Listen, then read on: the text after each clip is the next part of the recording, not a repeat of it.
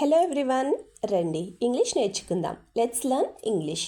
Friends, నేను చేస్తున్న ఈ వీడియోస్ కనుక మీకు ఏమాత్రమన్నా యూజ్ అవుతున్నాయి, కొంచెమన్నా ఇన్ఫర్మేటివ్గా అనిపిస్తున్నాయి అని మీకు అనిపిస్తే ప్లీజ్ వీడియోని లైక్ చేసి ఛానల్ని సబ్స్క్రైబ్ చేసుకోండి. మీరు చేసే ఒక్క లైక్ అండ్ సబ్స్క్రిప్షన్ అండ్ కింద పెట్టే ఒక మంచి కామెంట్ నాకు ఇంకా మంచి వీడియోస్ చేయడానికి motivation. So friends, if you like the video please do like, share and subscribe to my YouTube channel. So ఇంకా లేట్ చేయకుండా let's dive into the video. Previous వీడియోలో అడిగిన GK question, what is the name of the Indian festival of light? Answer వచ్చేసి Diwali. Diwali is the Indian festival of light. మరి ఈ వాటి GK question, who was the first Indian woman to climb mount Everest? Answer కింద comment సెక్షన్లో comment చేసి చెప్పండి. First sentence of this video, నువ్వు vote వేసావా? ఎలక్షన్ రోజు చాలామంది ఇలా అడుగుతూ ఉంటారు కదండి, నువ్వు ఓట్ వేసావా? ఈ సెంటెన్స్ని మనం ఇంగ్లీష్లో ఎలా చెప్పాలి అంటే, did you vote? Did you vote అంటే నువ్వు ఓట్ వేసావా అని అర్థం. మరి ఈ సెంటెన్స్కి సంబంధించిన ఎగ్జాంపుల్ సెంటెన్సెస్ ఇప్పుడు చూద్దాం. First one, this is my first time voting. This is my first time voting అంటే ఇదే నా మొదటి ఓట్లు, లేదా ఇదే నేను మొదటిసారి ఓటు వేస్తున్నాను అని అర్థం. Second example, I have voted once before. I have voted once before అంటే ఇంతకుముందు నేను ఒకసారి ఓటు వేశాను అని అర్థం. నెక్స్ట్ వన్, ఓటు వేయడానికే ఇక్కడికి వచ్చాను. ఇలా అంటూ ఉంటాం కదండి మనం, ఓటు వేయడానికే ఇక్కడికి వచ్చాను. ఈ సెంటెన్స్ని మనం ఇంగ్లీష్లో ఎలా చెప్పాలి అంటే, I came here to vote. I came here to vote అంటే ఓటు వేయడానికే ఇక్కడికి వచ్చాను అని అర్థం.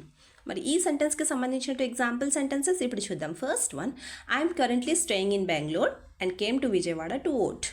I'm currently staying in Bengaluru and came to Vijayawada to vote అంటే నేను ప్రజెంట్ బెంగళూరులో ఉంటున్నాను, కానీ ఓట్ వేయడానికే విజయవాడ వచ్చాను అని అర్థం.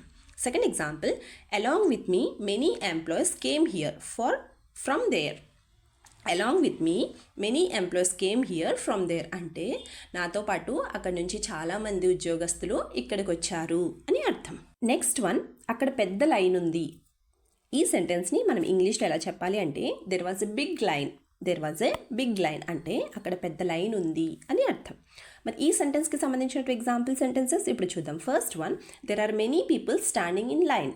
There are many people standing in line అంటే అక్కడ చాలామంది జనం లైన్లో నుంచున్నారు అని అర్థం.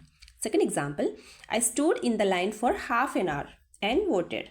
That's why I was very thirsty అంటే నేను అరగంట పాటు లైన్లోనే నుంచి ఓటు వేశాను, అందువల్ల నాకు చాలా దాహంగా ఉంది అని అర్థం. నెక్స్ట్ వన్, ఓటుకి డబ్బులు తీసుకున్నావా? ఇలా కూడా అడుగుతూ ఉంటారు కదండి, ఓటుకి డబ్బులు తీసుకున్నావా? ఈ సెంటెన్స్ని మనం ఇంగ్లీష్లో ఎలా చెప్పాలి అంటే, did you take money for your vote? Did you take money for your vote అంటే ఓటుకి డబ్బులు తీసుకున్నావా అని అర్థం. మరి ఈ సెంటెన్స్కి సంబంధించిన ఎగ్జాంపుల్ సెంటెన్సెస్ ఇప్పుడు చూద్దాం. First one, they came to my house and gave me money so I took it but I will vote for those I like.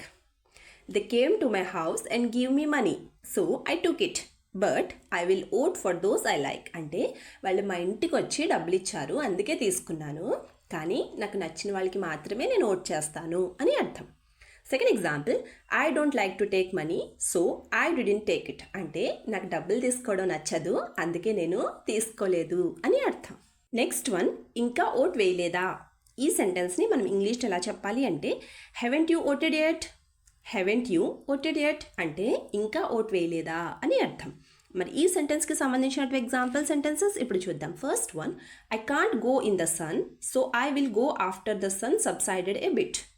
I can't go in the sun so I will go after the sun subsided a bit అంటే నేను ఈ ఎండలో వెళ్ళలేను, అందుకే కొంచెం ఎండ తగ్గాక వెళ్తాను అని అర్థం. Second example, I woke up early in the morning and went to vote.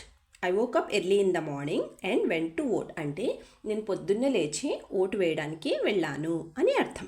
Last sentence of this video, వచ్చేసరికి సాయంత్రం అవుతుంది. ఈ సెంటెన్స్ని మనం ఇంగ్లీష్లో ఎలా చెప్పాలి అంటే, it will be evening when I come. It will be evening when I come అంటే వచ్చేసరికి సాయంత్రం అవుతుంది అని అర్థం. మరి ఈ సెంటెన్స్కి సంబంధించిన ఎగ్జాంపుల్ సెంటెన్సెస్ ఇప్పుడు చూద్దాం. First one, it will be evening when I come so you go and vote. It will be evening when I come so you go and vote అంటే నేను వచ్చేసరికి సాయంత్రం అవుతుంది, నువ్వు వెళ్ళి ఓట్ వేసేసాయి అని అర్థం. Second example, I will try to come soon and vote for sure. I will try to come soon and vote for sure అంటే నేను తొందరగా రావడానికి ప్రయత్నిస్తాను, వచ్చి ఖచ్చితంగా ఓటు వేస్తాను అని అర్థం. వీడియో లాస్ట్ వరకు చూస్తున్నారు అంటే నా వీడియో మీకు నచ్చుతుంది, అలాగే నా వీడియో మీకు ఎక్కడో చోట యూజ్ అవుతుంది అనే కదండి. సో ఫ్రెండ్స్, ప్లీజ్ నా వీడియోని లైక్ చేసి ఛానల్ని సబ్స్క్రైబ్ చేసుకుని మీ సపోర్ట్ నాకు తెలియచేయండి. Thank you.